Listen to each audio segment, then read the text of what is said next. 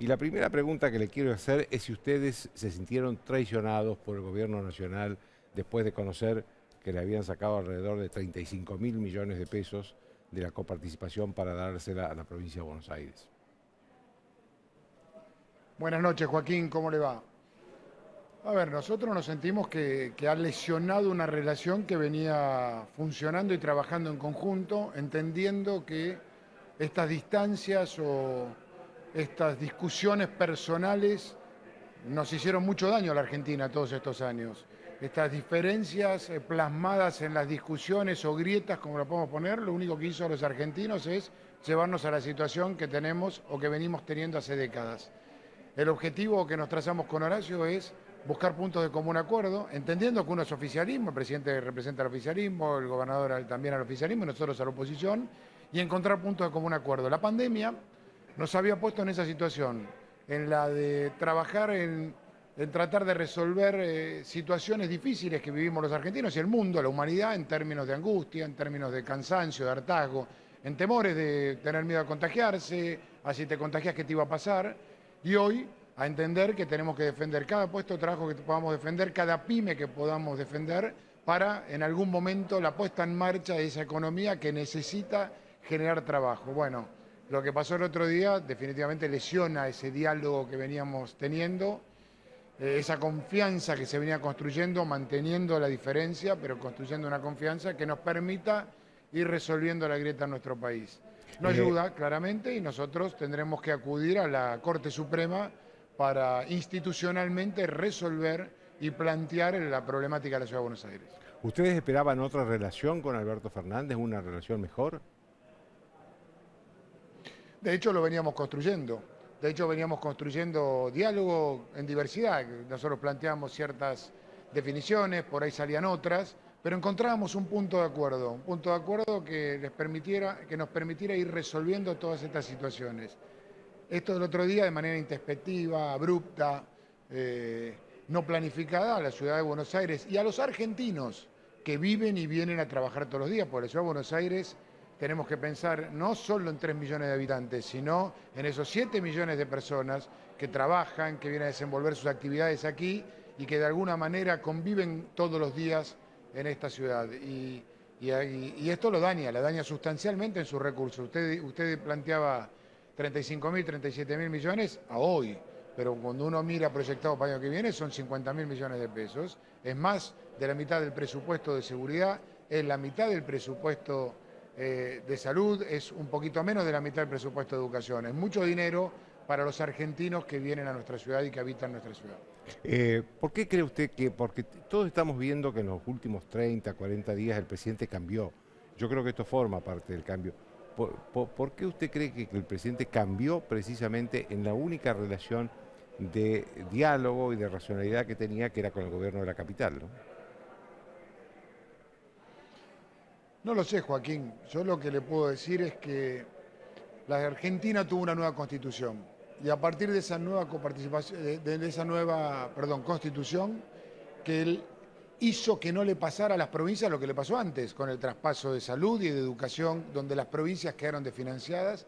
La nueva constitución vino a saldar de alguna manera esa situación. En el 96 se lanza o se sanciona una nueva ley de coparticipación. Ley de coparticipación que habla de la distribución entre las regiones, entre las provincias. Y nosotros lo que tenemos es una ciudad que genera 22% del Producto Bruto Interno de nuestro país y recibe el 3,5% que incluye la transferencia de la seguridad a la Ciudad de Buenos Aires, que antes, quiero aclarar, pagaba la nación y ahora paga la ciudad. Entonces, ese equilibrio es el que se hizo en el traspaso de una de las facultades tan necesitadas como la tienen todas las provincias de nuestro país. La verdad que esto lesiona el diálogo, definitivamente lo lesiona, pero bueno, ¿Ustedes nosotros también se tenemos que arrepienten, nos está mirando a la... se arrepienten, Diego, de haber insistido en una política de diálogo con el gobierno nacional? No, de ninguna manera, Joaquín. De ninguna manera. Nosotros tenemos una convicción con Horacio, que la convicción es encontrar diálogos que nos permitan tener consensos, que nos permitan ir cicatrizando los problemas que tenemos como nación y que podamos salir hacia adelante. Ese diálogo nos tiene que permitir convertir los planes de empleo, los planes de asistencia a la gente en trabajo genuino. Eso es lo que tenemos que construir, trabajo para la Argentina, integración, expansión, libertad de expresión, todas las cosas que nosotros tenemos que construir. Para mí la única manera de hacerlo es dialogando. Se lesiona, dije yo.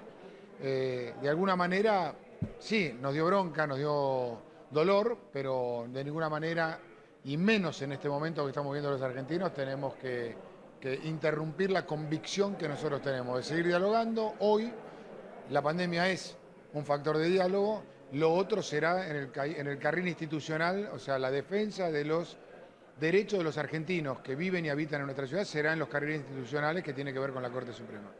Bueno, antes de ir a la Corte Suprema, convengamos que pareciera, por lo que ha resultado, que los duros de Cambiemos tenían razón cuando objetaban el diálogo tan cercano de la capital con el gobierno nacional. ¿Usted lo ve así?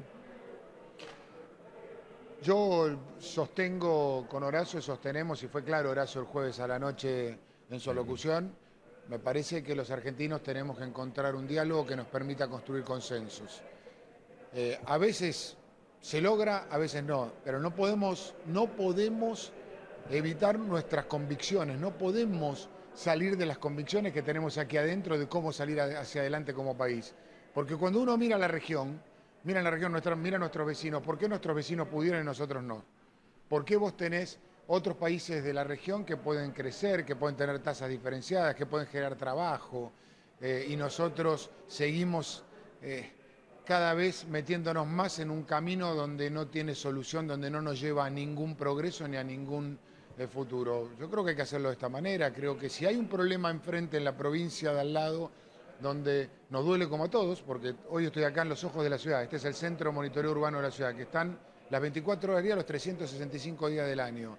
Y ellos también son hombres y mujeres de la fuerza, que cuando conviven con los hombres y mujeres de la fuerza de la provincia, también sienten el problema que tienen ellos. Entonces tenemos que estar, hay un problema, tenemos que estar ahora todos juntos intentando resolverlo, no quitarles a uno para darle a otro, no sacar un problema de un lugar para ponerlo en otro. Eso es lo que nosotros tenemos que terminar como país.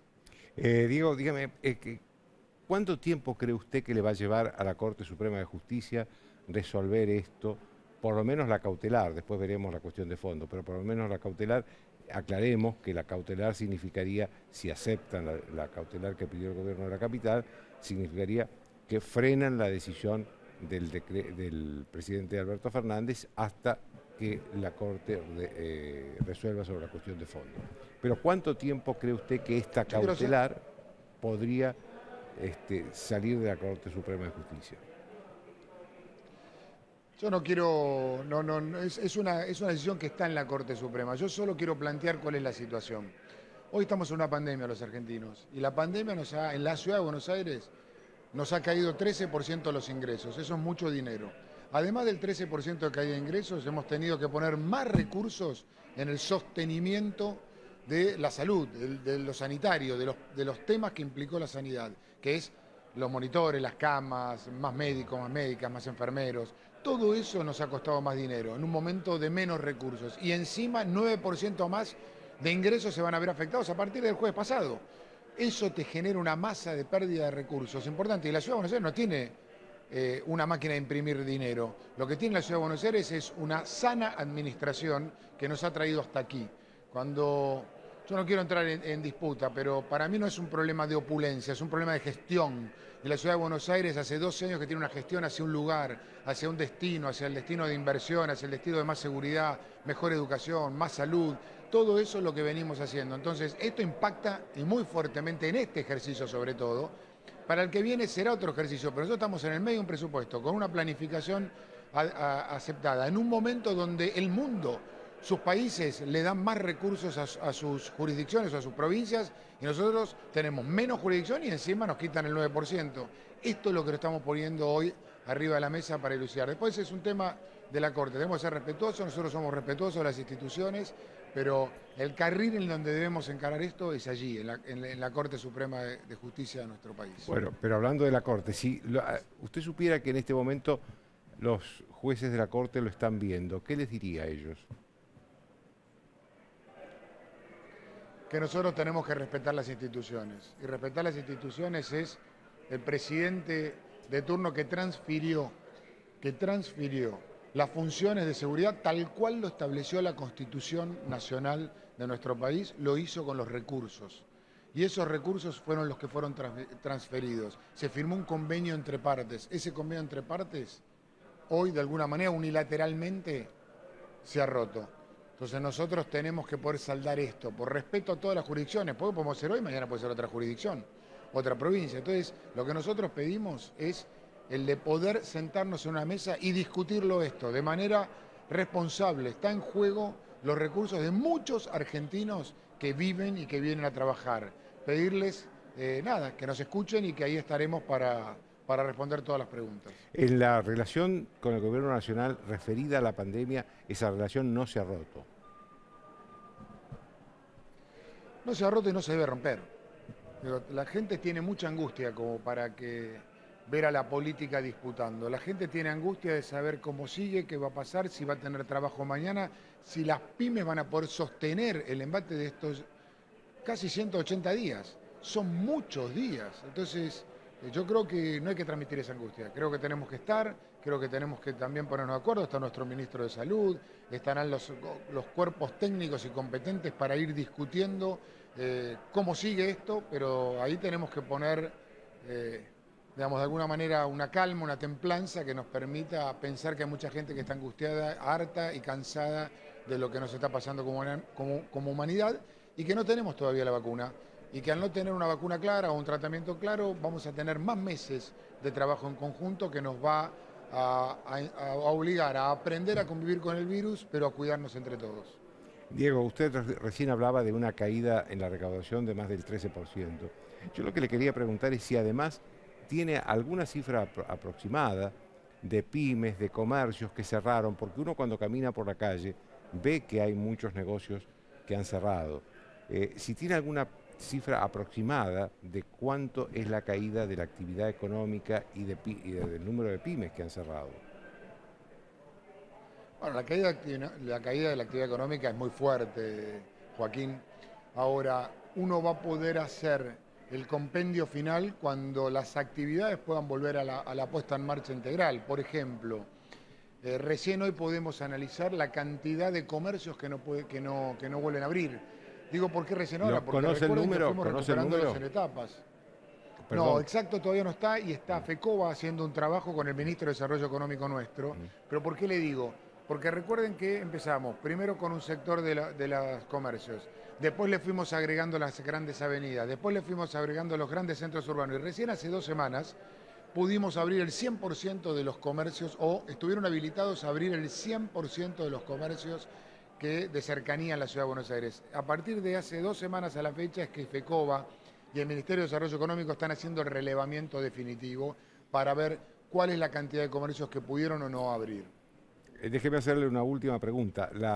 La pandemia en la capital se estabilizó el número de contagios en un número, si bien alto, pero se estabilizó. Ahora, como ese número es alto, yo lo que le quiero preguntar es por qué el gobierno de la capital sigue pensando en flexibilizar aún más las restricciones que venían. Si es así, que se está pensando en flexibilizarlas aún más, y en ese caso, ¿por qué?